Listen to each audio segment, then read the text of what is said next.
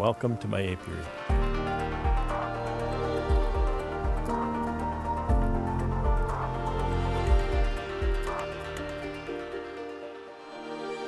It's a very nice day today for November 22nd. The ambient temperature is, I think, -1.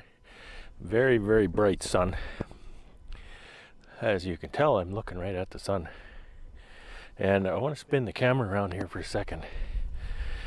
Now, we're about 50 degrees latitude, and the sun is this high. And we have 1 month to go to the winter solstice, so that sun is going to be lower yet. And it's just after 12 o'clock, so that's as high as the sun is going to get today. That's pretty low.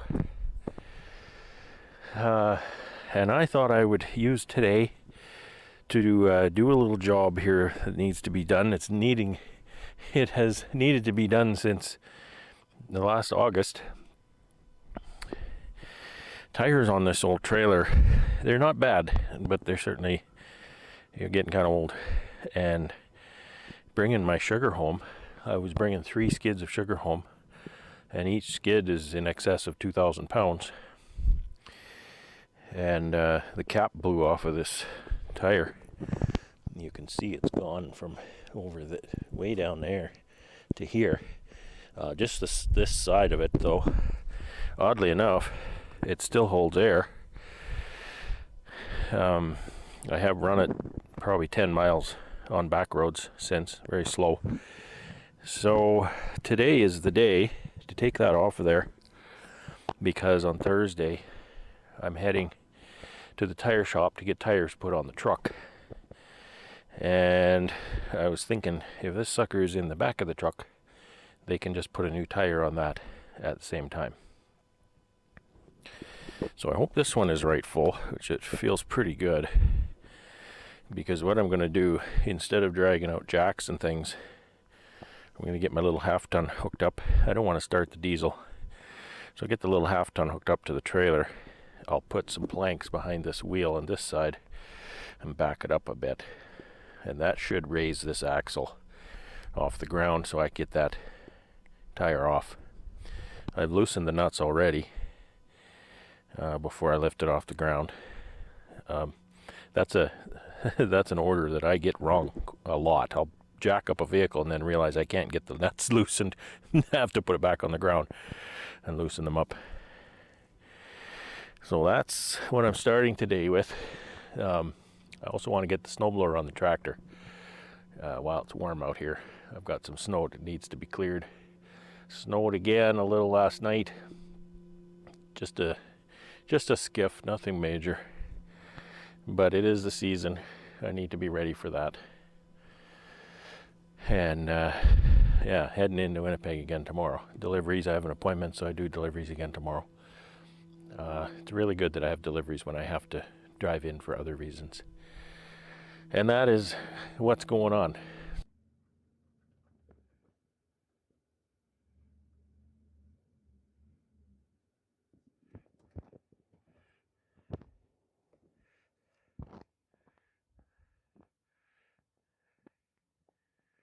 The hitch on this truck is a lot higher than the other one. I hope I have enough jack extension. I know this jack does go very high. And that's going to work for me with the trying to raise that lead axle. The fact that I'm backing up into a snowbank is not going to work for me with the jack extension. I think that might be enough.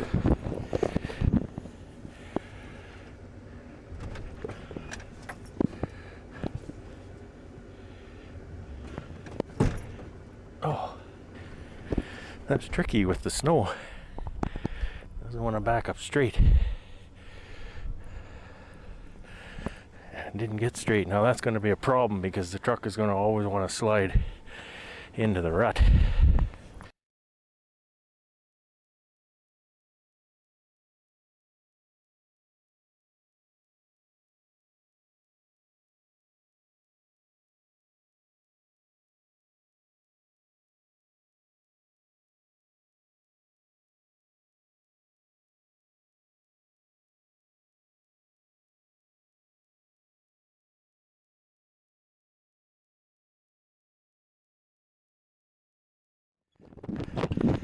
It's not lined up, but sometimes you can get it just close enough, it'll sit on there and then move a little, it'll fall in.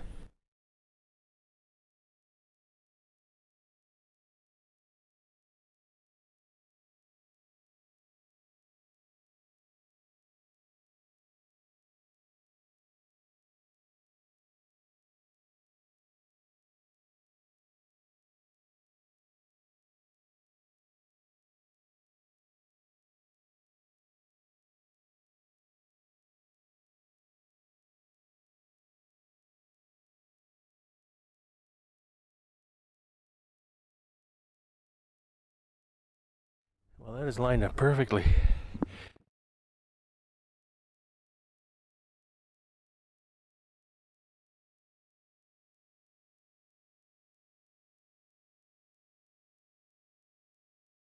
me show you. I see people doing this, they have such trouble.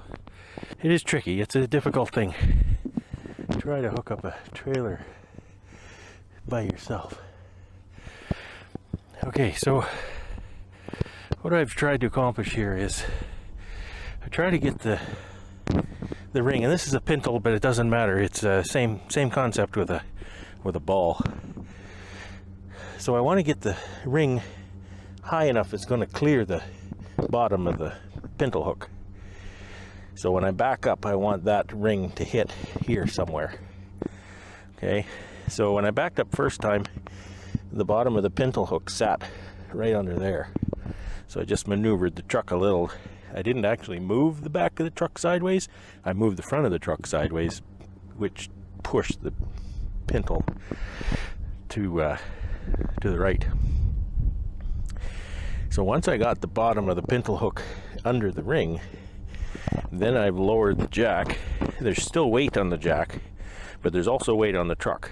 So what that means is the weight on the jack is going to help keep the trailer from moving, and the fact that there's weight on the hitch on the truck means that when I back up, the truck is going to come up under the pintle and lock in there.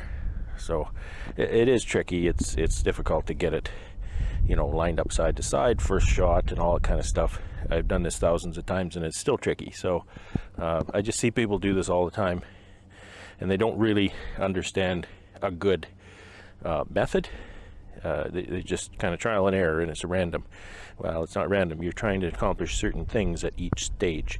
First stage is get the height of your trailer correct. Second stage is get your truck lined up side to side. Third is get it back far enough, and if you can't make it sit in there perfectly the first time, which, you know, is pretty hard, then at least set it on the ball, set the coupler on the ball, and then back the truck to let it fall in, or set the pintle ring on the pintle hook, and then I'll back up and let it fall in. So you watch, that'll fall in here right away.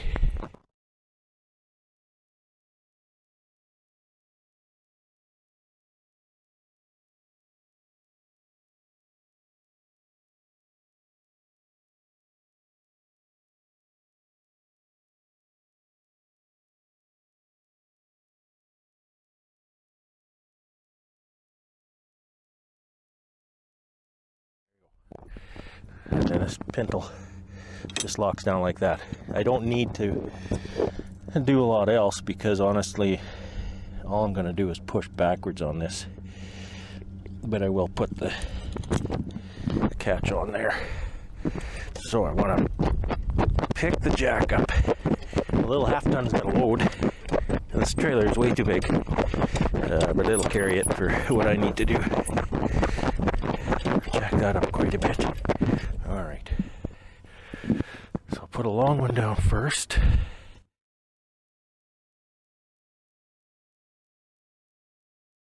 That up tight.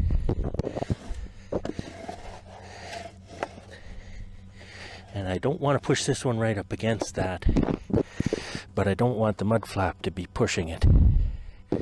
What I want is I want that tire to be on the bottom one before it starts to climb on the second one. Otherwise, it can push the whole works along. Actually, I'm going to change this around. The short one. That mud flap might cause me some trouble. we'll see.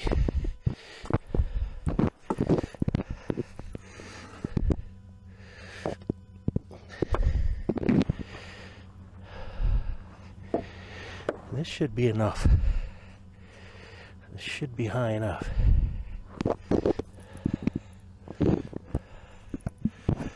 Okay, you watch that. When I'm on the third one, you wave your arms. Let me know. Not sure I can see it from the cab. So that's why I'm gonna put this plank right here, right about where I want that wheel to stop. And I can kind of see that.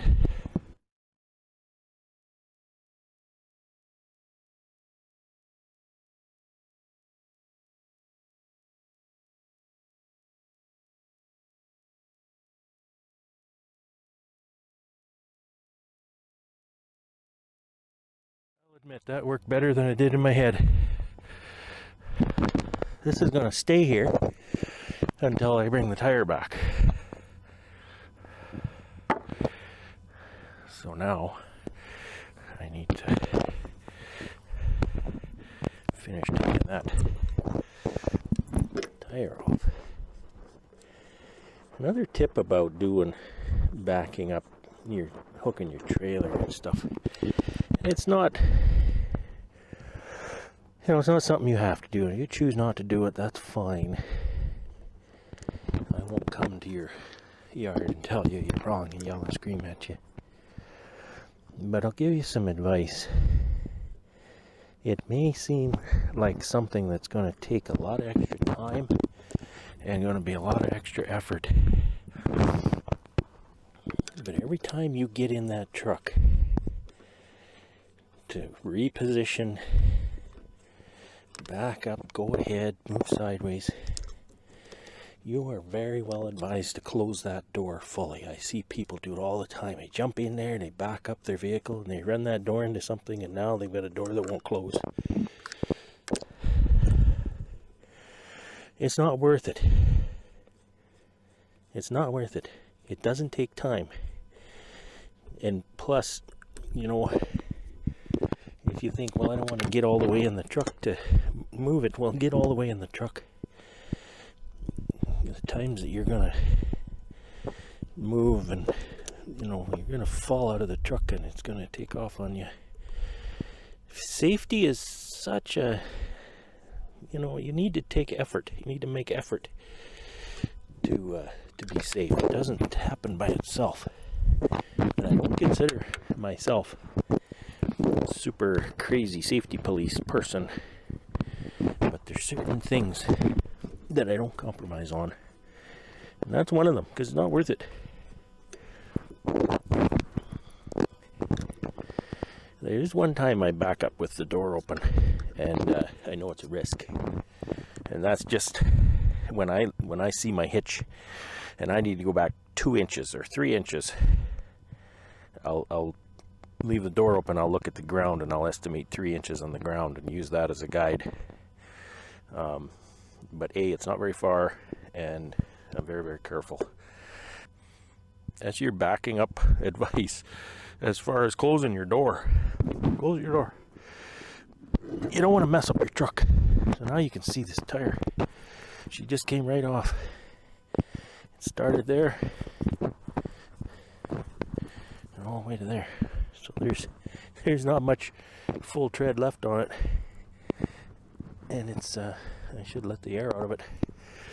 All right, in the truck.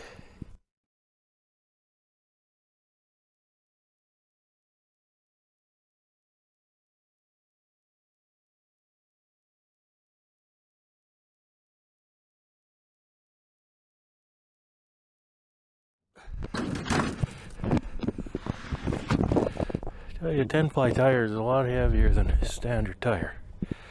A lot heavier. I'll show you these lug nuts. These are the worst thing in the world for lug nuts. I can't see the screen, so. Okay, you see here, you can just see a little ridge there. The lug nut has a fancy chrome cap on it, and it's a cover. It's a metal cover on that lug nut. That's the stupidest idea anybody's ever come up with. You know, it's something, you'll notice there's aluminum rims on this. Something to look nice. But it's a cheap way to make things look nice. That's a steel lug nut, which is good. And then it has a kind of a, I don't know, some kind of a tin chromed cap on it. These are not too bad, but what happens is they corrode underneath there. And then that swells, and then it's not any kind of a standard size. So those are just rotten. I replace those at any opportunity. I don't know if I have any like that is all. We'll see. Keep these handy just by putting them back on the studs here. Just so they don't go missing. Put my new tire on and I won't have my lug nuts handy. It's only 3/4 inch, which was surprising. 8 lug hub has generally got at least a 13/16 lug nut. But because that's a 75, it's probably at least a 7,500 to 8,000 pound axle.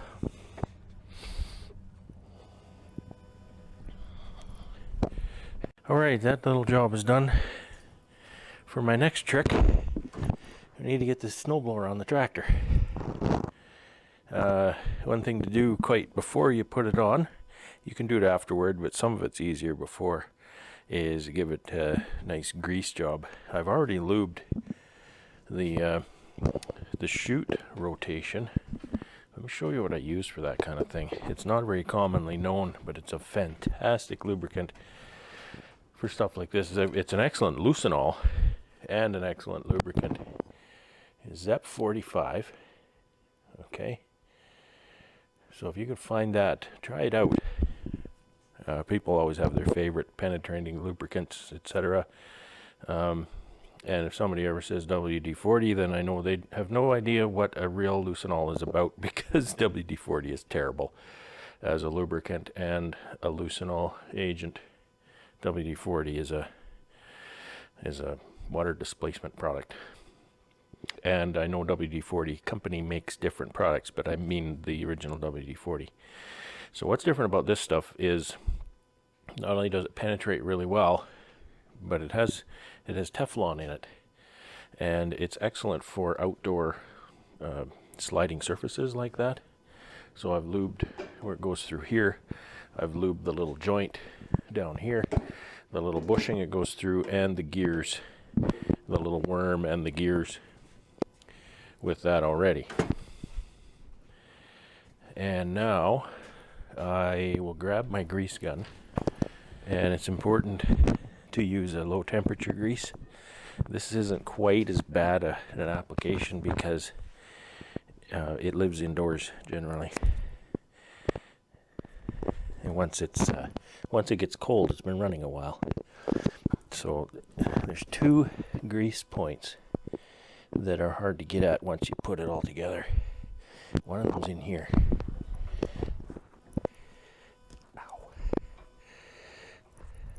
I feel like getting old. You get pains in your joints for no reason at all. It's just, oh, that hurts now. Look at that. You can usually see grease kind of coming out around the joint. And I'll grease the other end. This is the tractor end.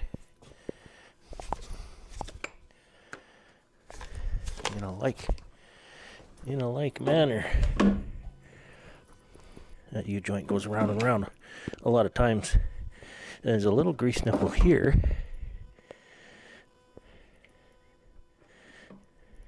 And I think that's just for the coupler. It doesn't need a lot.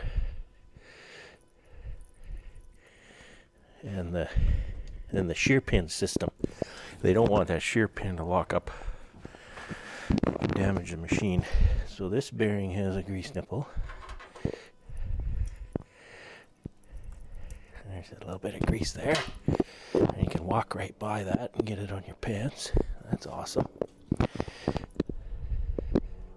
There's a little grease nipple on the spline on this shear pin system. It doesn't need a ton, it just want it to slide a bit. And I think there's a grease nipple on each end of this. There's mud in it. I was snowblowing mud last spring. What kind of spring we had.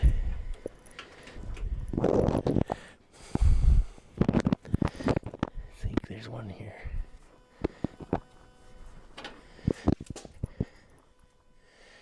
And I don't think there's a grease nipple in the impeller system.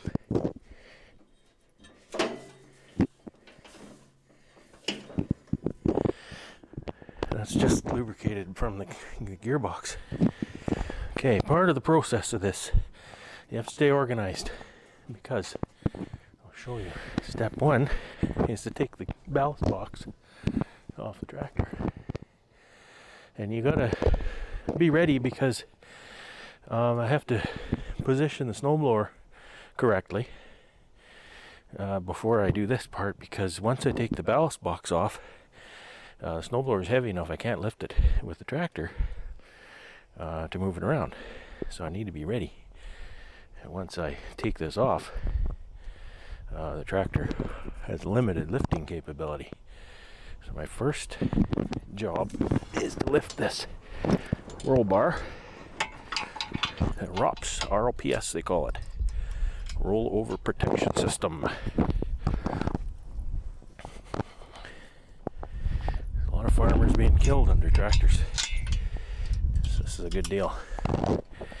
Okay, I need I need at least one 3/4 inch wrench. And everybody knows that if you need a 3/4 inch wrench and you happen to grab a 19 millimeter wrench, you're still in business. Because they're, I'm not going to say they're the same size, but boy, they're the same size. They're, I think, a couple of thou difference or something like that. So they're effectively the same size. And that's good, because I noticed American automobile manufacturers often mix metric and SAE fasteners in their products. So you always have to take all of your wrenches to fix an American make vehicle. You get a foreign vehicle, you just take your metric wrenches. American vehicle, you take all your wrenches.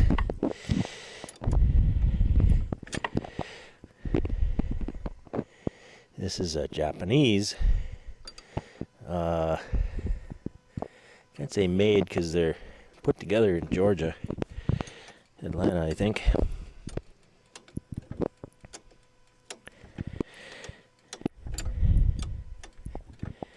But thankfully, stuff like this, they have mercy on you. I'm backing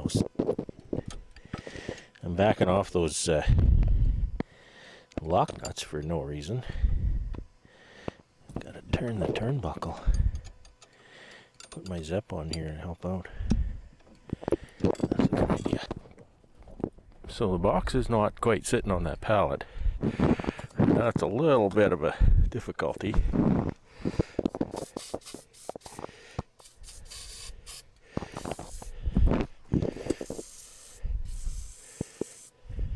Because it's not actually being held up by the 3-point hitch.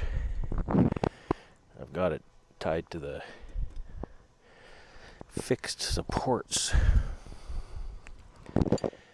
So I'm going to have to lift the box somehow. It's always a little bit of a dicey part of this whole project.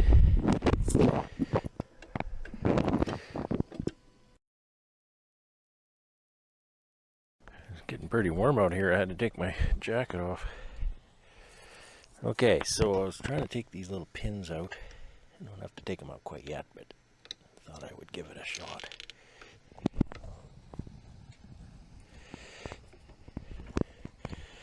Nope.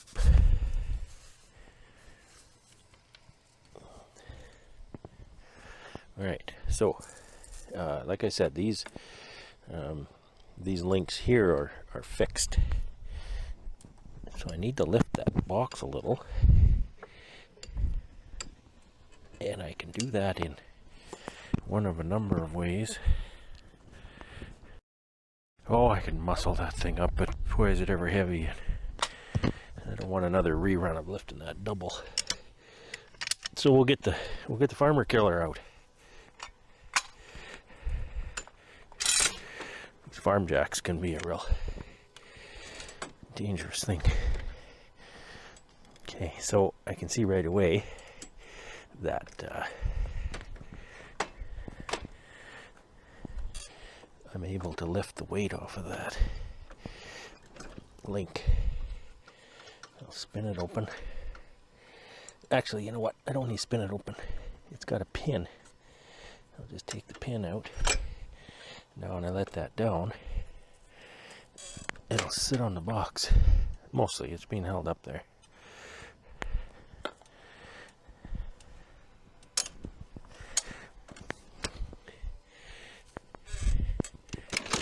There you go.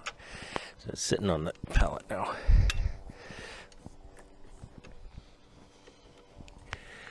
These jacks always get gummy.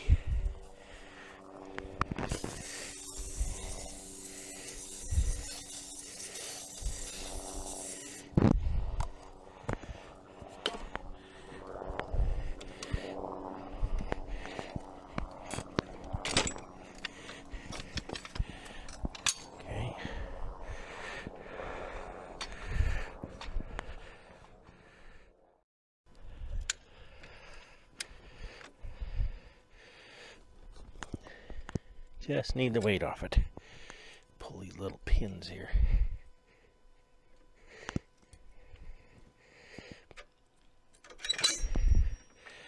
Okay.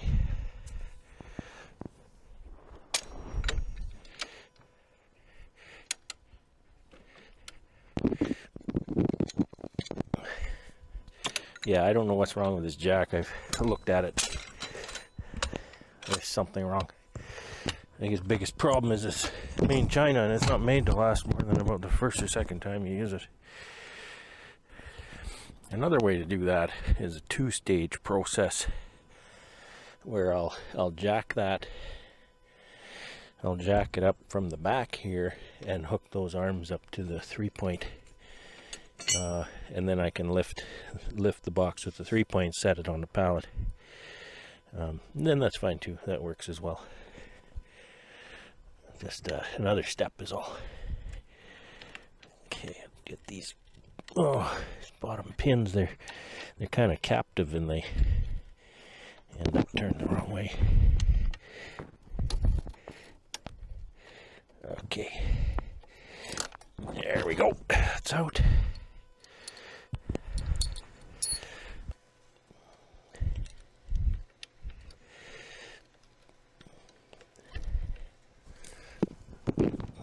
Can't really see them, so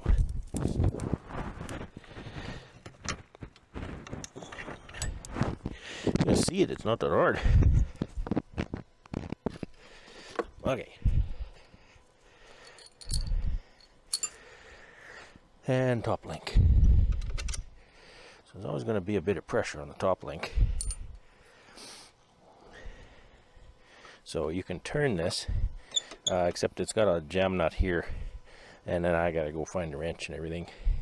So I can either use a bit of force,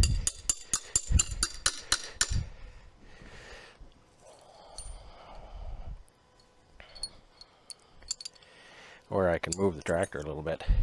This is working.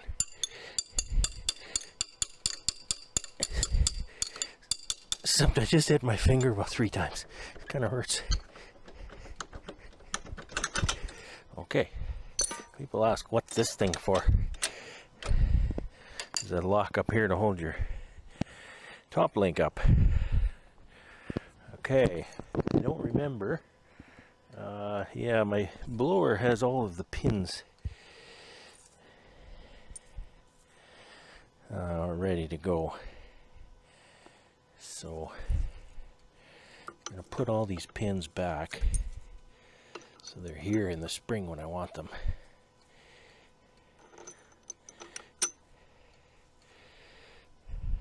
I gotta move the tractor.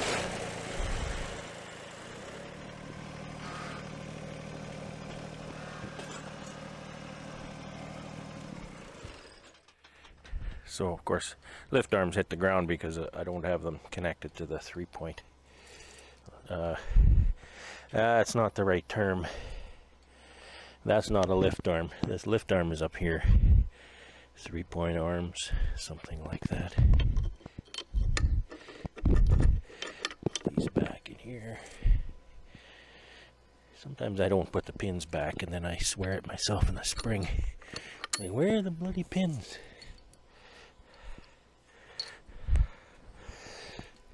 It's easy to not think of that.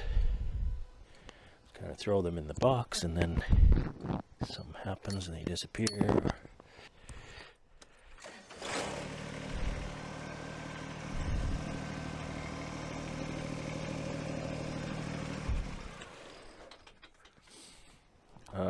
It's pretty common to have no down pressure on a 3-point hitch.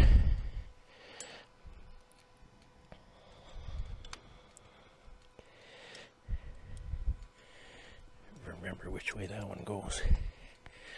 Same as this one.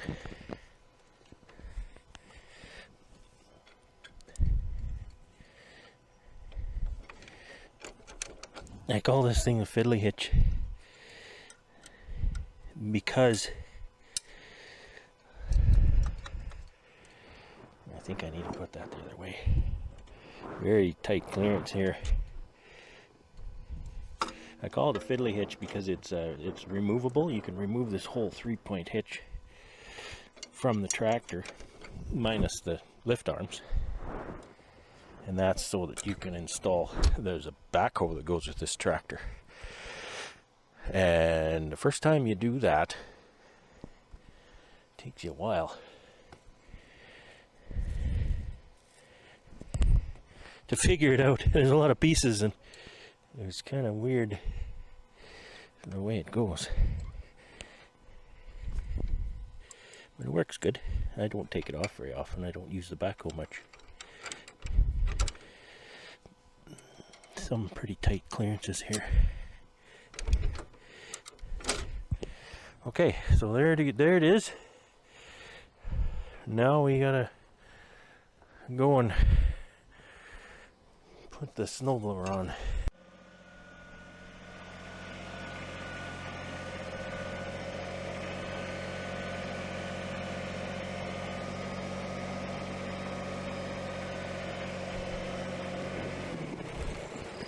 This is always a bit of an exercise in frustration, but it works out in the end, and I only do it once a year.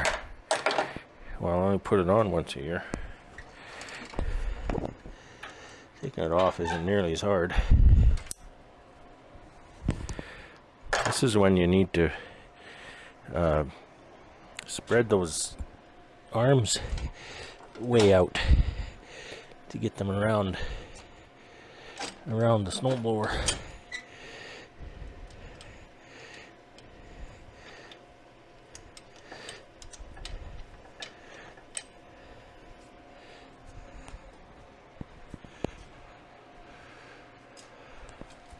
Put some lube on the PTO shaft.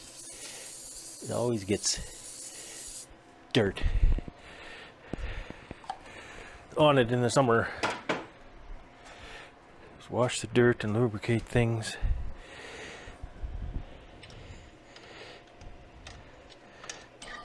That's pretty good. It's always slow and you gotta wrench it the whole way.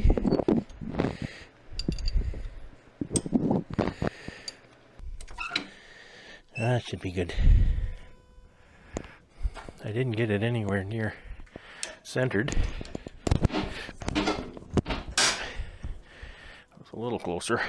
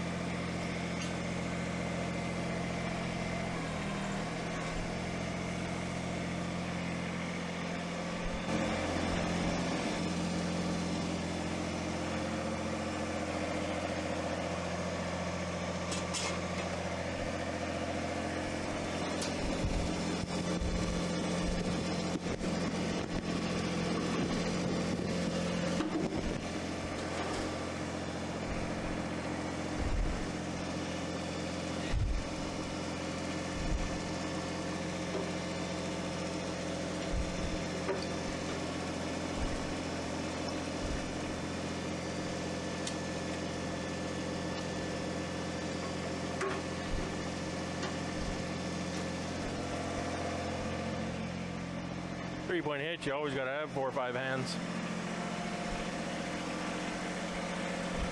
Make it work.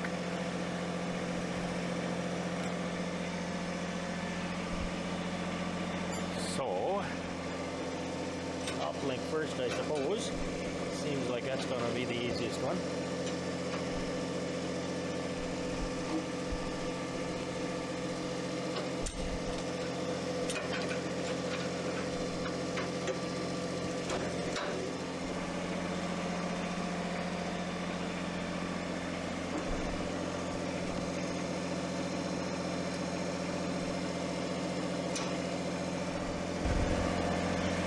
Always got to get the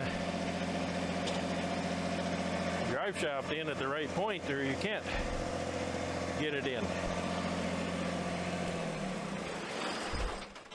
And you never want to mess with PTO while the engine's running. If there's anybody around, you're best off to take the key out too.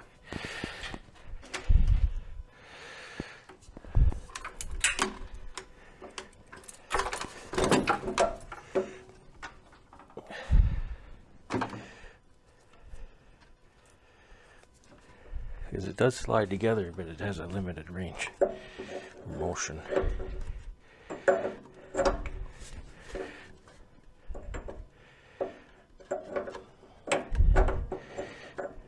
It's almost like it doesn't like to. It's a triangle.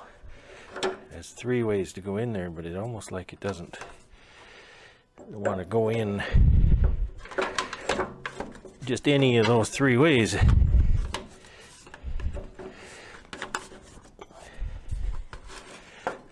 Get older and then they don't work as well. Kind of like me getting old, don't work very well. There we go. This is pretty darn nicely lined up. Oh, it actually kind of went in there by itself. Have to muscle this back just a hair. It's so nice when the implement is small enough I can move it short bits. If you had a really big tractor, big implement, there's no way that would happen.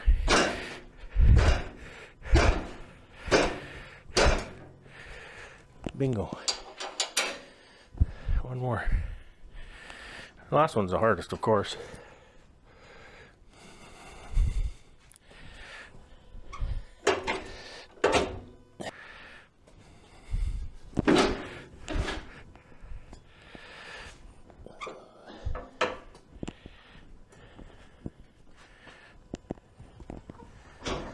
One of the very few times it's nice to not have a cab on your tractor.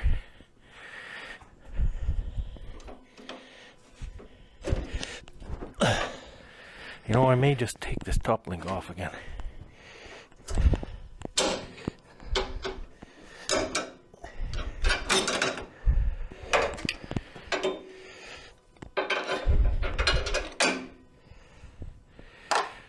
little easier to move now.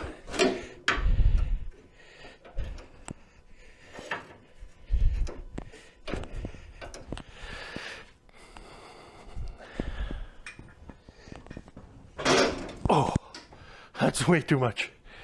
I have to lift it up again.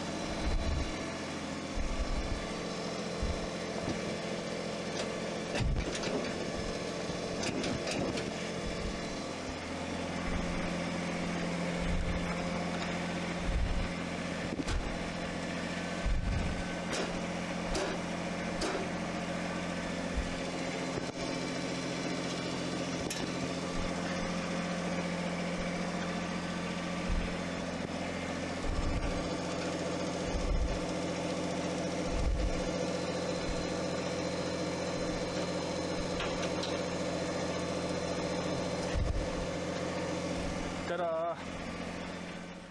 All right, so the only job left is to center this, and it really is quite important to get it straight.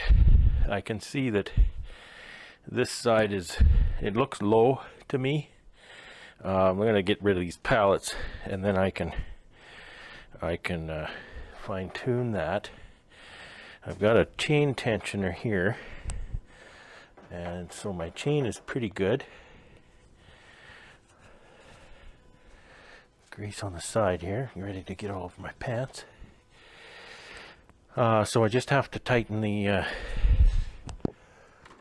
turnbuckles. There's a chain here. It doesn't really do much. It just keeps the guard around that PTO shaft from spinning. So I'll just hook it on there.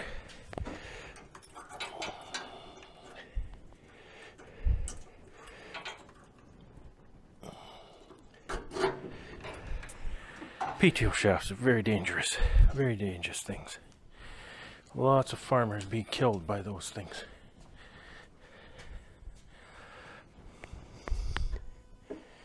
Take them for granted, you know. Start working around them and start not giving them the respect that they demand.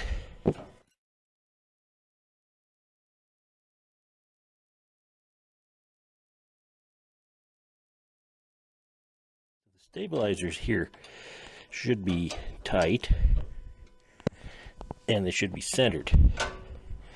Tight because you don't want the snowblower doing this when you're driving around. Very hard on things. Centered because once you start going backwards, pushing into snow, if it's not centered, it's going to always want to go in a circle.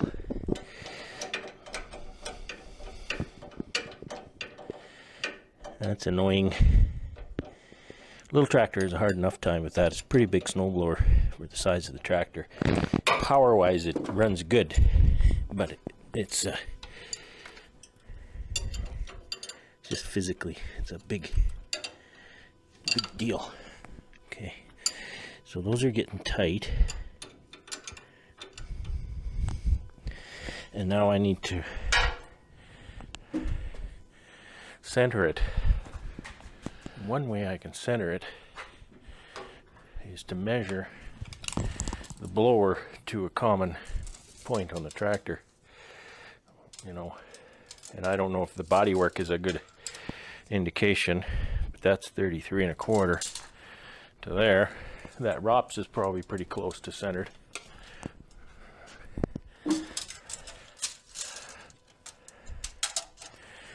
That's 34 1/2.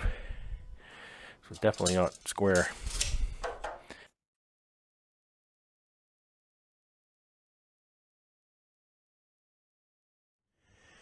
$34 1/4 there.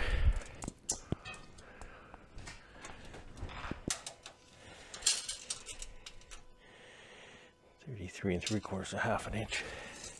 I often just eyeball it along the edge of the snowblower with the tractor. But sometimes I'll bother to get the tape out. 34 on the nose.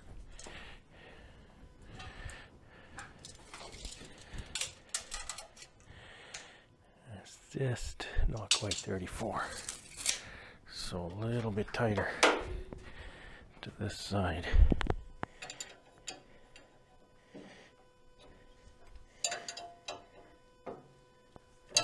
Ow!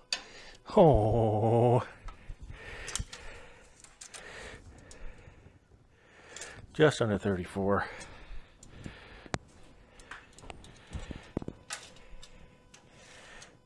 And just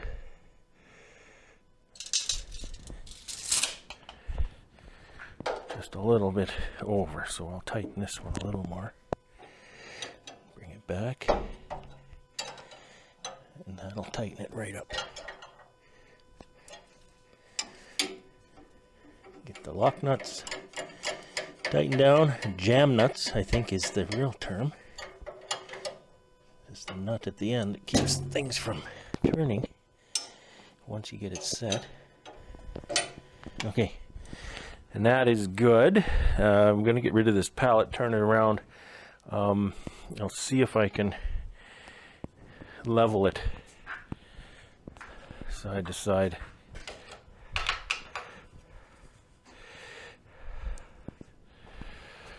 Because now I have some ballast, I can lift things.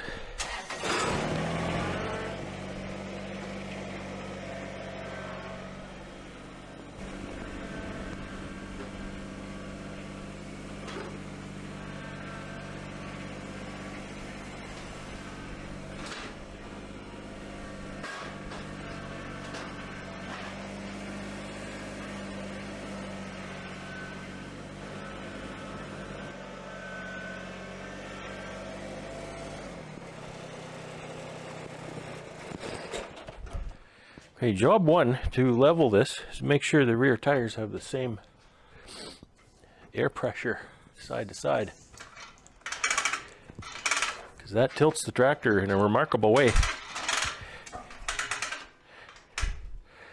The front of the tractor is not even in the garage,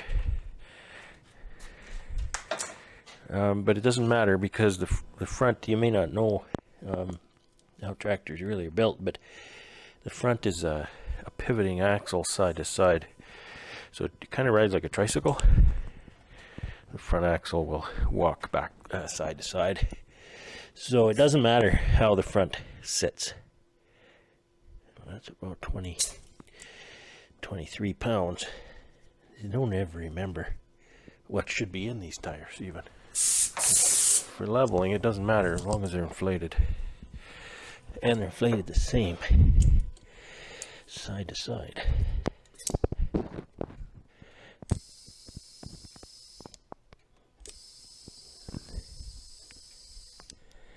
That's about the same there.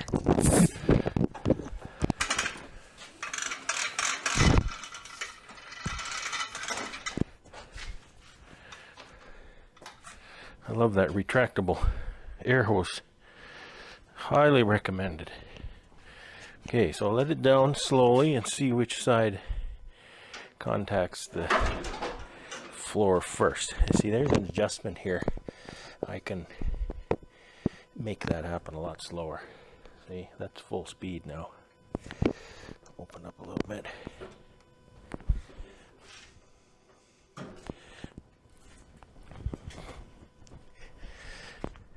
You know, that's perfect.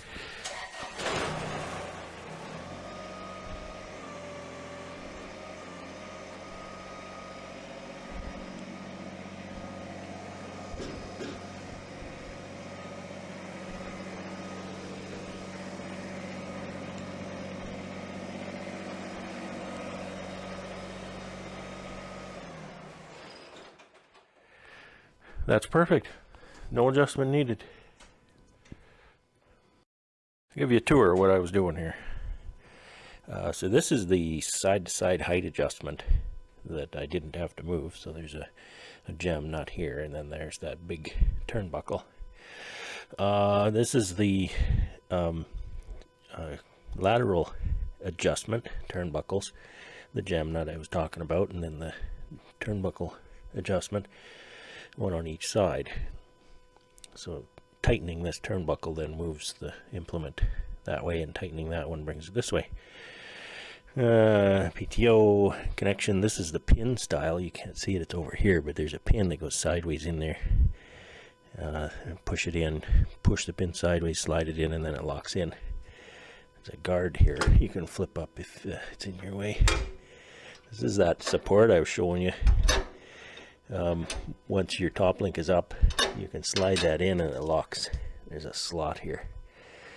You can't see that slot here that locks into a pin somewhere back in here.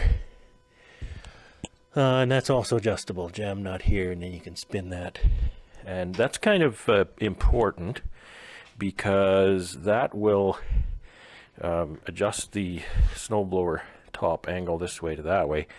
That affects the skids. If you have it tipped too far this way, the skids will dig into the ground.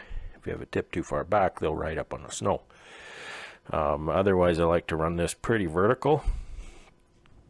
I find this snowblower, it's really, really great. I don't think it's a bad design at all.